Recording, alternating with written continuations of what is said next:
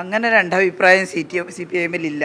നിങ്ങൾ ഇന്നലെ ചോദിച്ചപ്പോൾ ഉദ്യോഗസ്ഥന്മാരുടെ സ്ഥലം മാറ്റവുമായി ബന്ധപ്പെട്ട് ചോദിച്ചപ്പോൾ സ്വാഭാവികമായിട്ടും ഉദ്യോഗസ്ഥന്മാരെ IASകാരെ പരസ്പരം മാറ്റും. എന്നാൽ വിഴിഞ്ഞത്തിൻ്റെ പ്രശ്നം എന്താണെന്ന് വെച്ചാൽ LDF ഗവൺമെൻറ്റിൻ്റെ പോളിസി അല്ല UDF ഗവൺമെൻറ് സ്വീകരിക്കുന്നതെന്നാണ്.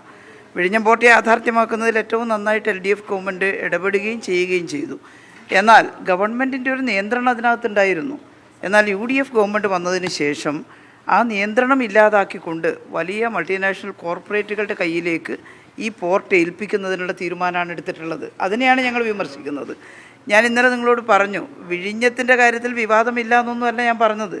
വിവാദമാകുന്നത് ശരിയല്ലാത്ത തീരുമാനം എടുക്കുന്നത് കൊണ്ടാണ്. IAS ഉദ്യോഗസ്ഥന്മാരുടെ ഉത്തരവാദിത്വം അതത് ഗവൺമെൻറ്റുകളുടെ പോളിസി നടപ്പിലാക്കുക എന്നുള്ളതാണ്. അപ്പോൾ കഴിഞ്ഞ ഗവൺമെൻറ്റിൻ്റെ കാലത്ത് ഏറ്റവും നന്നായിട്ടത് നിർവഹിച്ചിട്ടുള്ള ആളാണ് ദിവ്യ എസ് അയ്യർ. എന്നാൽ പൊതുവായി ഉദ്യോഗസ്ഥന്മാരുടെ മാറ്റത്തെക്കുറിച്ച് ചോദിക്കുമ്പോൾ അങ്ങോട്ടും ഇങ്ങോട്ടും മാറ്റാറുണ്ട്.